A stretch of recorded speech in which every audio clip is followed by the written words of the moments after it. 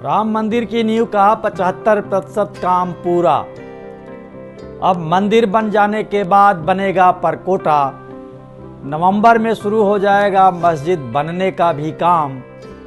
मंदिर निर्माण के साथ अयोध्या में चल रहे हैं अन्य कार्य। राम जन्मभूमि परिसर में राम मंदिर की नींव निर्माण का 75% काम पूरा हो गया है। सितंबर माह के अंत तक पूरी तरह से नींव भर ली जाएगी। इस बीच राम जन्मभूमि तीर्थ क्षेत्र ट्रस्ट ने अपनी कंस्ट्रक्शन नीति में बदलाव किया है।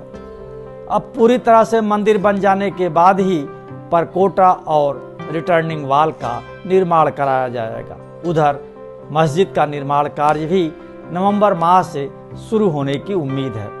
इसी 29 अगस्त को राष्ट्रपति रामनाथ कोविंद भी अयोध्या पहुंच रहे हैं। वह देश के पहले राष्ट्रपति होंगे जो रामलला के चरणों में शीश नवाएंगे।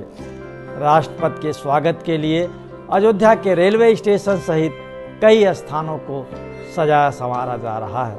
अयोध्या के विकास से जुड़ी कुछ परियोजनाओं का राष्ट्रपति के हाथों शिलान्यास कराने की भी तैयारी है। राम मंदिर का निर्माण के इस विशेष शो में आइए जानते हैं इन दिनों क्या चल रहा है रामनगरी में।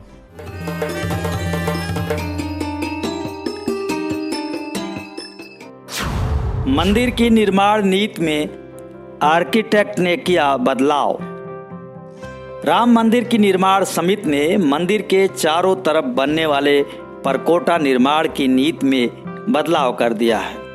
आर्किटेक्ट आशीष सोनपुरा का कहना है कि मंदिर बनने से पहले परकोटा और रिटर्निंग वाल बना देने से मंदिर निर्माण में बाधा आएगी। वैसे भी अभी परकोटा निर्माण के लिए ईस्ट क्षेत्र में जमीन की पूरी उपलब्धता नहीं हो सकी है। नींव भराई का काम सितंबर माह तक पूरा हो जाएगा। इसके बाद बेस प्लिंथ बनाई जाएगी, फिर दीवारों का निर्माण होगा। इस कार्य में बड़ी बड़ी मशीनों का इस्तेमाल होगा। यदि परकोटा और रिटर्निंग वाल पहले बना दी गई तो बड़ी मशीनों को लाने ले जाने में दिक्कत आएगी। बड़े और विशालकाय पत्थरों को भी सेट करने में परेशानी होगी। इसीलिए निर्माण नीति में बदलाव किया गया है। शंक्वाकार नींव पर आकार लेगा भव्य मंदिर। राम मंदिर की नींव की निचली सतह 1,20,000 वर्ग फीट क्षेत्रफल में है। इस सतह की लंबाई 400 फीट तथा चौड़ाई 300 फीट थी, जो अब ऊपरी सतह तक आते आते 360 फीट लंबी तथा 235 फीट चौड़ी बचेगी। इस तरह राम मंदिर नींव की ऊपरी सतह का क्षेत्रफल नीचे की सतह से 35,400 वर्ग फीट कम होगा।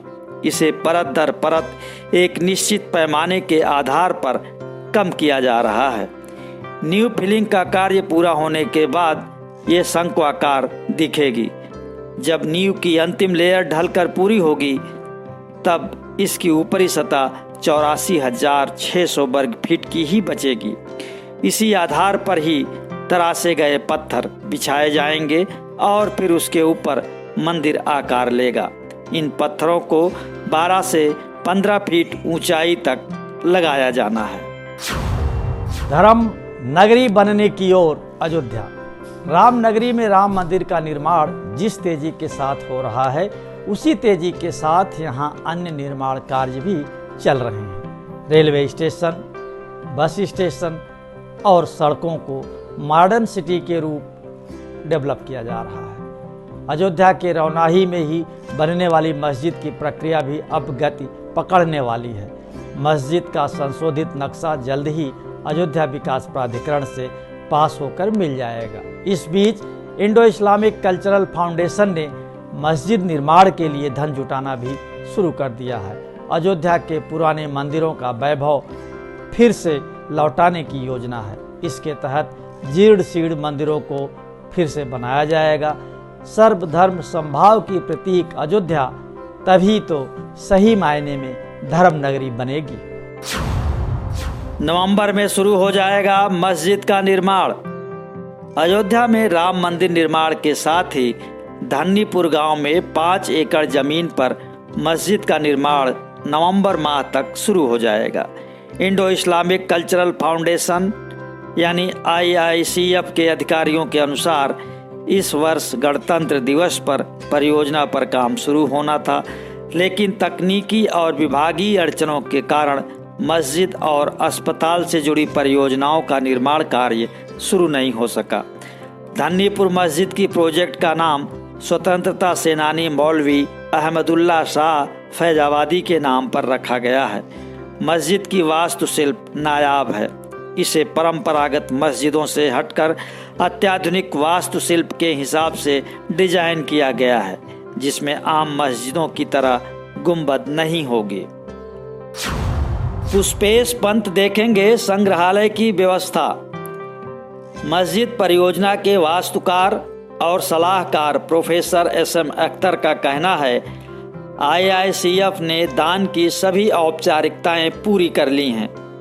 भारत सरकार से आयकर छूट का पंजीकरण प्रमाण पत्र मिल गया है। विदेशी चंदा लेने के लिए FCRA बैंक खाता भी खुल गया है। अब भारत सरकार से FCRA की मंजूरी का इंतजार है। अयोध्या विकास प्राधिकरण से नक्शा पास होते ही निर्माण कार्य शुरू हो जाएगा। मस्जिद के अलावा यहाँ संग्रहालय, पुस्तकालय और अहमदुल्ला शाह के नाम पर केंद्र भी खुलेगा। संग्रहालय का संचालन प्रोफेसर पुष्पेश पंत करेंगे। 300 बिस्तरों वाला मल्टी स्पेशलिटी अस्पताल और सामुदायिक रसोई भी यहाँ बनेगी। रामलला का दर्शन करने वाले पहले राष्ट्रपति होंगे कोविंद। राष्ट्रपति रामनाथ कोविंद 29 अगस्त को अयोध्या आ रहे हैं। वह प्रेसिडेंशियल रामनगरी पहुंचेंगे।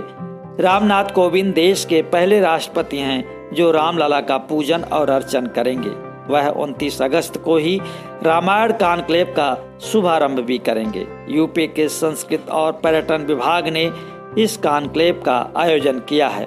इसमें राम कथा गायन, रामायण गोष्ठी, रामलीला, कवि सम्मेलन, रामायणी परंपरा गायन जैसे कई कार्यक्रम होंगे। अयोध्या के साथ ही 16 अन्य जिलों में भी राम कथा पर नवंबर माह तक कार्यक्रम होंगे। इनमें गोरखपुर, बलिया, वाराणसी, चित्रकूट, बिठूर, मथुरा, गाजियाबाद, गढ़मुक्तेश्वर, सहारनपुर, लखनऊ, ललितपुर जैसे कई जिले शामिल हैं। शताब्दियों बाद रामलला चांदी के झूले पर। राम मंदिर निर्माण की वजह से ही शताब्दियों बाद इस बार सावन में रामलला चांदी के झूले पर विराजमान हुए हैं। राम जन्मभूमि परिसर में अस्थायी गर्भगृह में विराजमान रामलला रजत हिंडोले पर श्रावण पूर्णिमा यानी रक्षाबंधन तक विराजमान रहेंगे। हिंडोले पर रामलला सहित चारों भाइयों का विग्रह स्थापित कर उन्हें झुलाया जा रहा है। इसी के साथ अयोध्या में कई और बदलाव हो रहे हैं। मंदिर निर्माण के साथ ही कई तरह के अन्य निर्माण कार्य यहाँ चल रहे हैं। अयोध्या का तेजी से विकास हो रहा है। राम मंदिर का निर्माण के इस विशेष शो में आप हर हफ्ते देखते हैं मंदिर की प्रगति रिपोर्ट। आपको ये शो पसंद आया तो लाइक करें, शेयर करें और हाँ, कमेंट बॉक्स में अपनी राय जरूर लिखें।